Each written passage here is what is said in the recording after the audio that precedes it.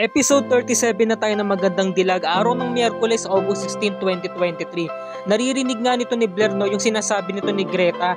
Kasi nga, yung kanyang style talaga is parang kinopya daw nga, di ba? Meron daw siya naalala. Ngayon, ang sabi naman nito ni Greta, iniidolo ko kasi si Pablo Icaro. So sabi nung staff, talaga po ba? Kilala niyo po si Pablo Icaro?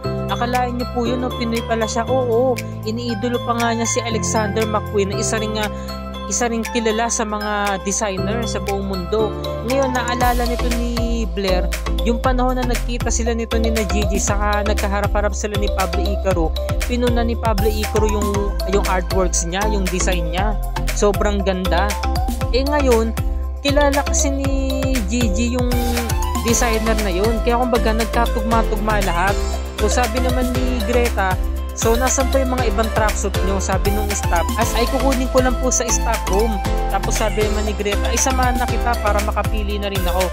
Sige po. Ngayon, palihim siya naglalagay ng camera sa loob at nahuli siya ng staff. Sabi ng staff, ano po yung ginagawa niyo, Miss Greta? Saglit lang po sinarado yung pinto. Ginagawa niyo po ba ito para i-track si Ma'am Riley? Oo. Kasi po ang sama-sama po ng pag-uugali niya. Titiis lang po kami, kundi lang po dahil sa trabaho namin, nananakit po siya. So sabi naman ni Greta, no, gusto kong makipagtulungan ka sa akin. Maasahan ba kita? Para naman in case na may mangyaring masama dito, meron tayong panlaban sa kanya, pwede natin siyang makasuhan. Kasi mare-record dito yung mga video na pagmamaltrato niya sa inyo, yung maling trato niya sa inyo. Kasi nga si Riley talaga sobrang maldita, di ba mga kapuso? Kung maldita si Blair, mas matindi itong si Riley. Talagang nananakit ito physically itong si Riley ng mga staff. Kapag konting pagkakamali lang, masyado siyang perfectionist eh. Kaya nagkasundo yung isang staff ng Capsule X saka itong si Greta.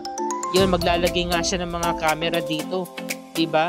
Para nga naman na i-track or malaman kung ano mga pinagagawa ni Riley. Samantala itong si Blair, pinuntahan nga itong si Magnus at nagsusumbong. Sabi niya, talagang lahat ng mga tugma, di ba nagkatugma-tugma lahat ng mga niya, narinig niya na si Gigi Robles saka si Greta ay isa.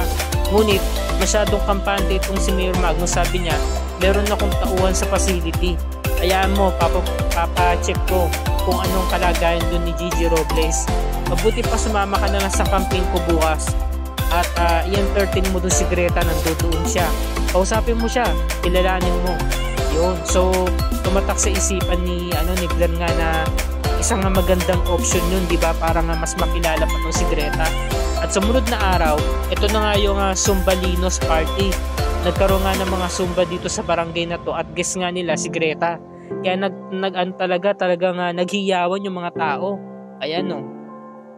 Bago pa magsimula yung program, pinakilala na nila tong si Greta. Kaya dumating na ito.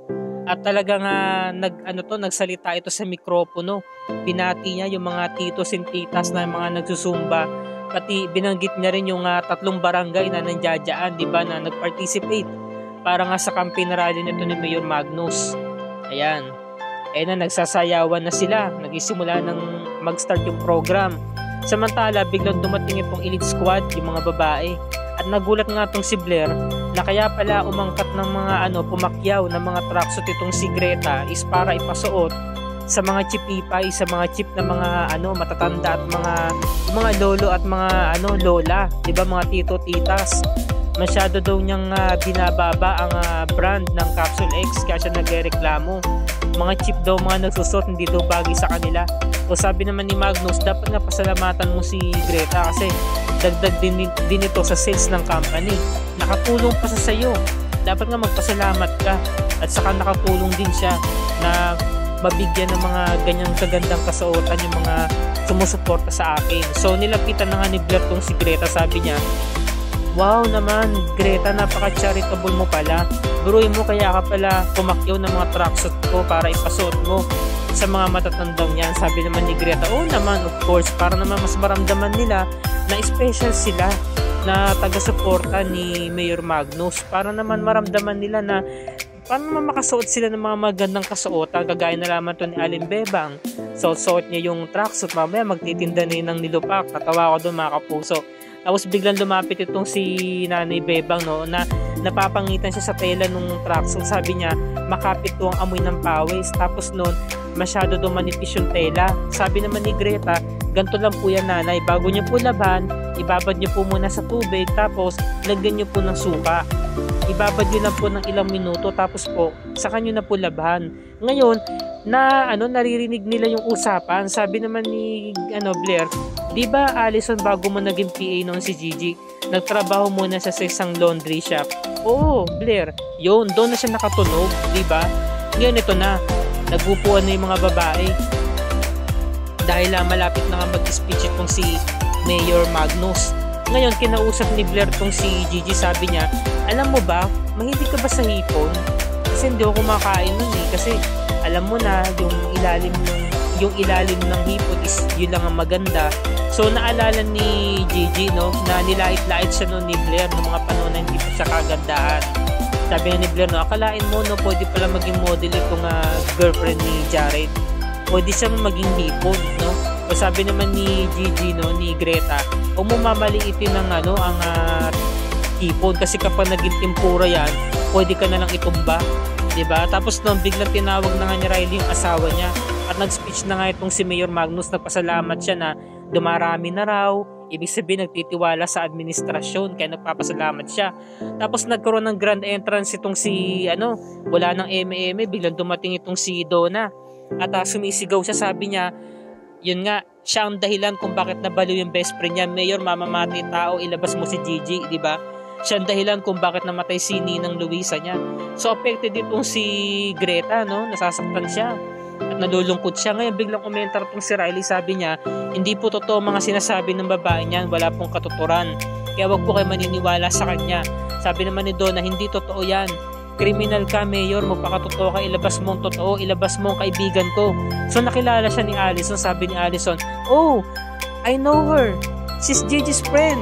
Tapos biglang tumayo si Greta, no? Tapos pinaupo, hinila ni Blair pababa. Sabi niya, saan ka pupunta?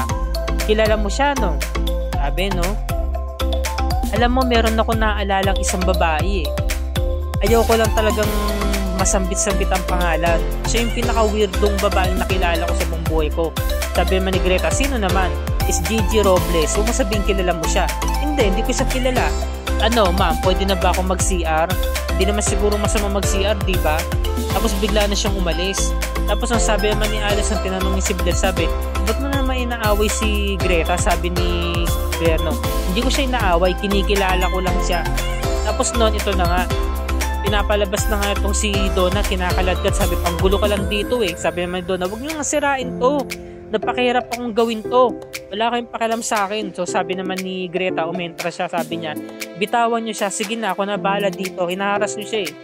Tapos sabi naman ni Donna, na sinisisi niya si Greta, sabi niya, ikaw, isa ka pa, binabayaran ka lang para suportahan mo yung taong napakawalang niya. Kung ako sa'yo, dapat nag-research ka muna bago mo suportahan yung mayor na yan, kriminal yan. Tapos kinumport siya ni Greta, sabi niya, naiintindihan kita, kung maaari lang umalis ka na para hindi ka mapahamak.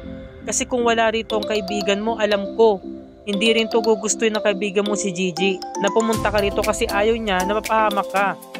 Sabi naman ni Donna, sino ka ba ha? Kilala mo ba si Gigi, yung kaibigan ko? Kaano-ano ka ba niya? Hindi mo naman alam ang nangyayari sa amin, hindi mo alam ang pinagdaanan niya. Sobra-sobrang pinagdaanan niya sa Mayor Magnus na yan. Tapos binigyan ng panyo ni Greta, no? Sabi niya, tahan na, naiintindihan kita, kung maaari lang umalis ka na, huwag ka na makialam, hayaan mo na lang. Tapos noon, nagmamasid sa kanila kung si Blair, nahuli sila, diba? Kasi nga sobra yung comfort niya kay Donna eh. Kaano-ano niyo ba yun, diba? Tapos nung umalis na tong si Greta, bumalik na nga siya, yung pala ang punta niya doon sa may kotse, diba? Natanggal siya ng makeup. Ngayon, kinumpronta siya ni Blair, sabi niya, umamin ka na kasi, sino ka ba talaga, Greta?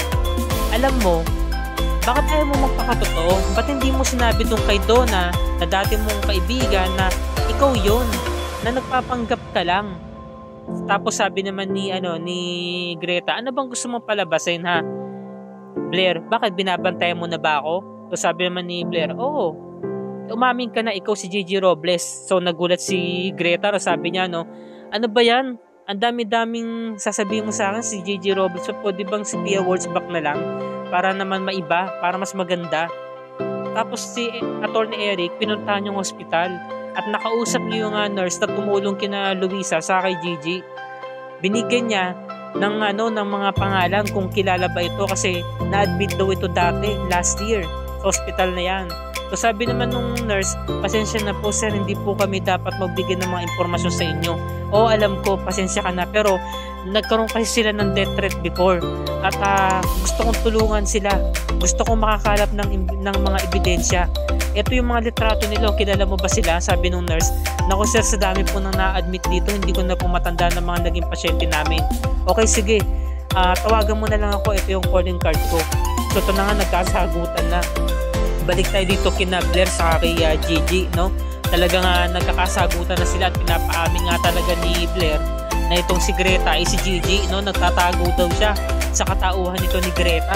Ngayon sabi naman ni Greta, tumigil ka na, wala ka ng mga mapapala, di ba? Di ba? Tama na yung pag-iimbestiga mo kasi ako talaga tong si Greta, binanasa harapan mo. At itong totoong ako. Tapos biglang dumating si Donna at binigay nga yung panyo si Naole. Maraming salamat po Miss Greta. Ito nga po pala yung panyo nyo na naiwan nyo sa akin. Hindi ko naman po nagamit. Tapos kinompronta siya ni Blair. Uy, ikaw ha, kaibigan ka ni Gigi Robles. Tapos sabi naman ni Donna, no, alam mo, matagal na ako nagtitimpi sa'yo eh. Tinulak siya ni Blair. Tapos nagkasabunutan sila. Eh syempre, matangkad na tao to si Blair. Kaya natalo tong si Donna. Sumubsub siya sa may semento. Tapos noon, tumulong na rin si Gigi. Tinulak siya ni Blair kaya natumba siya. Ngayon, nung nagkaharapan na sila, halos magka-close yung mga mukha nila. Malapit sila sa isa eh. Namukhaan ni Donna ng malapitan nitong si Greta. Sabi niya, naku, Miss Greta, totoo nga bang sinasabi niya ni Blair na kamukha mo talaga si Gigi, yung beshi ko? Totoo ba talaga na ikaw si Gigi Robles? Ngayon, napahinto na siya, no? So dito na po nagtatapos ang review and recap natin para sa araw na to. Bukas mga kapuso, araw ng Huwebes, episode 38. Patuloy pa rin na nag-iimbestiga tong si Attorney Eric, no? Inaalam niya sa ospital kung ano ba yung mga mental facility na malapit sa kanilang lugar at pupuntahan niya to. Samantala ang elite squad, pupuntahan yung mental facility para i-check, no, kung kamusta na ba si Gigi, kung nandudun ba siya, kung nakalabas na siya ng mental hospital, di ba? Ngayon, kampante naman itong si Sophia dahil nga may mga tauhan siya sa loob ng mental facility. Kasabot nga yung nurse na nagtatrabaho dati kay Mayor Magnus, no? Ngayon, tumawag siya agad kay Gigi na yung elite squad papunta na nga ng mental facility para ikatagpo si Gigi Robles. Kailangan maunahan niya yun. Kaya sumakay na siya ng motor. Ayan, no? Riding in tandem ang datingan. So, ang gagawin dito ni Greta, magpapanggap siya uli bilang si Gigi. Diba? Magpapanggap siya, magkukunwari siyang baliw. Kaya alam natin na malulusutan niya to, di ba?